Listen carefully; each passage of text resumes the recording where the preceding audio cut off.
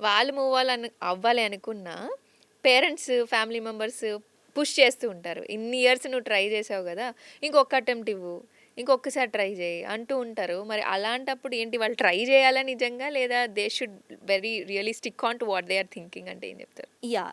దీనికి కూడా ఏంటంటే మీరు అగైన్ మిమ్మల్నే క్వెషన్ చేసుకోవాలి. Go stand in front of the mirror. Question your self. ఇలా నేను ఇంకొక 1 ఇయర్ పెట్టగలనా ఫస్ట్? నేను కూర్చొని చదవగలనా? బికాజ్ సింపుల్ అండి. ఇప్పుడు పేరెంట్స్ చెప్తారు. I do understand. పేరెంట్స్ కూడా చెప్పేది మీకోసమే. ఖచ్చితంగా మీకోసమే చెప్తారు. చూస్తూ ఉంటారు వాళ్ళు ఇంట్లో ఉండి ఎంత కష్టపడుతున్నారు అని. సో, వాళ్ళ సైడ్ నుంచి వాళ్ళు మేబీ ఇంకోసారి చేస్తే వచ్చేస్తదేమో అనుకుంటూ ఉంటారు. సో, అలాంటి అప్పుడు వాళ్ళ సైడ్ నుంచి వాళ్ళు కరెక్టే ఉంటారు. కానీ as a person who is preparing for government exams వాళ్ళు ఎంత స్ట్రాంగ్‌గా ఉండాలి వాళ్ళు తీసుకున్న స్టాండ్‌కి? యాహ్! ట్రూ. అదే అండి. ఇప్పుడు వాళ్ళు చాలా మనకి పేరెంట్స్ కూడా ఒక వెల్ విషర్‌గానే ఖచ్చితంగా వాళ్ళు మీరు ప్రిపేర్ అవ్వండి. ఇంకొక అటెంప్ట్ ఇవ్వండి అని చెప్తారు. సో, మీరు ఒకవేళ at any point of time లేదు నేను ఇంకా దీనికి మించి నేను ప్రిపేర్ అవ్వలేను అని మీకు అనిపించిందంటే మాత్రం don't say your parents that నాకు యూపీఎస్‌సీ వద్దు అని ఇలా చెప్పకుండా సే దెమ్ దట్ నేను ట్రై చేశాను. ఇప్పుడు నేను ఈ పాత్ చూజ్ చేసుకుంటున్నాను. సో, ఈ పాత్‌లో నేను ఇది చేద్దాం అనుకుంటున్నాను. Maybe I'm trying to become a research associate or program associate or else నేను ఒక ఎవాల్యుయేటర్‌ని అవుదాం అనుకుంటున్నాను. మీరు ఏం చేద్దాం అనుకుంటున్నారో ఫస్ట్ మీరు ఫిగర్ ఔట్ చేసుకొని ఒక ప్లాన్ ప్రిపేర్ చేసుకొని ఒక 1 ఇయర్ తర్వాత నేను ఇది అవుతాను అని చెప్పి మీ పేరెంట్స్‌కి చెప్పండి. Explain them. They will understand. వాళ్ళు కంగారు పడేది ఎందుకు? ఈ అన్‌సర్టనిటీ గురించి కంగారు పడతారు. అయ్యో! ఇప్పుడు ఇన్ని ఇయర్స్ ప్రిపేర్ అయిన తర్వాత ఇప్పుడు వదిలేస్తే ఏం చేస్తారు వీళ్ళు? వీళ్ళకి ఏ ఆప్షన్ ఉందని కంగారు పడతారు. మీరు మంచి పొజిషన్‌లో ఉంటారంటే they will also feel happy. It's not like వాళ్ళకి అదే కావాలని ఏం కాదు. They want end of the day their children to be happy. So, explain them in such a way that they will understand. Once ఇప్పుడు మనం మాట్లాడుకుంటున్నాం కదా! వేరే దారి చూజ్ చేసుకోవాలి అని. మరి ఒకవేళ వాళ్ళు ఎట్లైనా ఎండ్ అయిపోతుంది ఇయర్స్ లైక్ 25, 27, 30 ఈ ఏజ్‌లో ఉన్న వాళ్ళకి వేరే యాస్పిరెంట్స్ కూడా ఉంటాయి.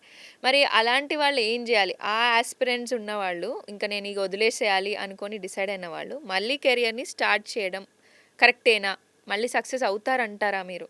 ఏమంటారు? యాహ్! ఖచ్చితంగా అండి. ఖచ్చితంగా సక్సెస్ అవుతారు. See there are many people మీరు ఒక్కసారి వెళ్లి చూస్తే lot of people who actually tried 5-6 years try చేసి, ఆ తర్వాత they tried some startup idea try చేసి and they made it successful. ఇప్పుడు they became a good entrepreneurs actually. So, it's just about you need to figure out మీ strengths ఏంటి? ఒక day పెట్టుకోండి మీరు. ఒక డేలో మొత్తం మీరు అనలైజ్ చేసుకోవాలి. ఓకే. మీరు దేనిపైన ఎక్కువ టైమ్ స్పెండ్ చేయగలుగుతున్నారు. ఫస్ట్ క్వెషన్ దేనిపైన ఎక్కువ టైమ్ స్పెండ్ చేయగలుగుతున్నారు? అండ్ దేంట్లో మీరు ఎక్కువ ఇంట్రెస్ట్ చూపిస్తున్నారు.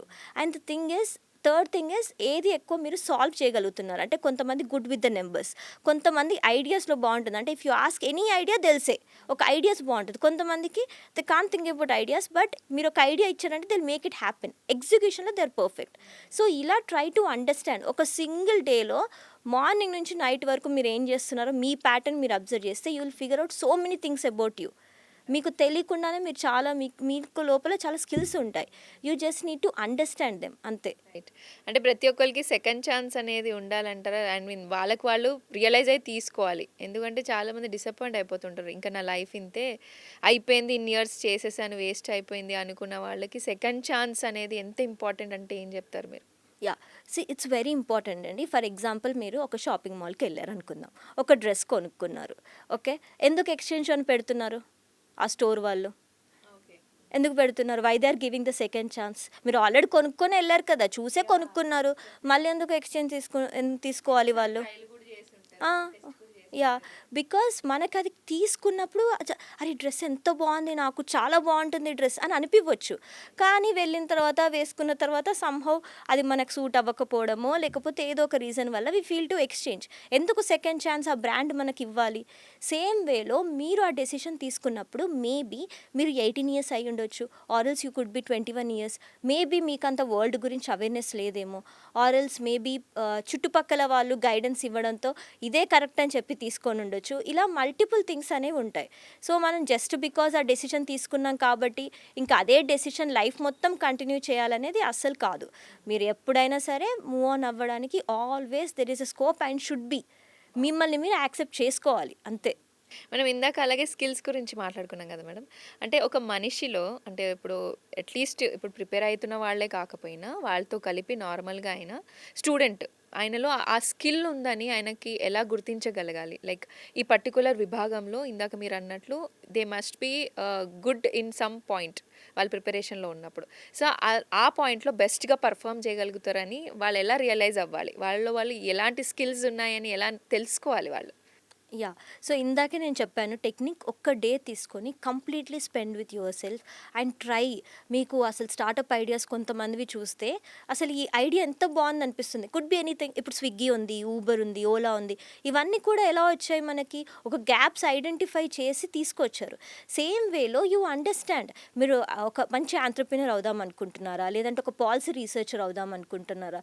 You sit and entire day try doing multiple things. Different things చేయండి. రీసెర్చ్ చేయండి.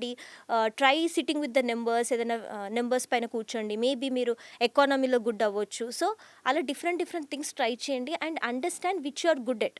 Every one will have one strength, one very good strength that cannot be replaced by someone else. అది వాళ్ళు realize కూడా అవ్వి ఉండరు. Realise కూడా అయ్యుండరు. So, sit with people.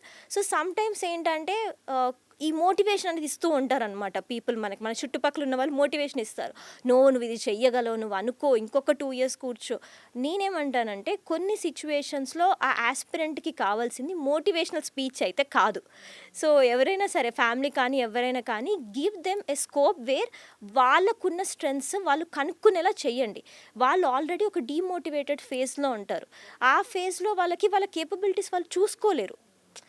మామూలుగానే మనం ఒకరం మన స్కిల్స్‌ని మనం రియలైజ్ అవ్వలేం కొన్నిసార్లు.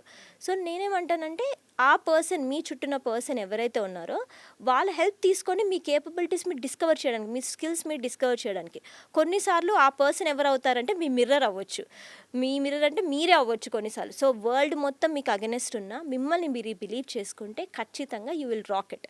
So, trust and believe in your self is one thing you have to do. అలాగే వాళ్ళు కెరియర్ చూస్ చేసుకునేటప్పుడు కూడా వాళ్ళకొక పాయింట్ ఆఫ్ వ్యూ ఉంటుంది.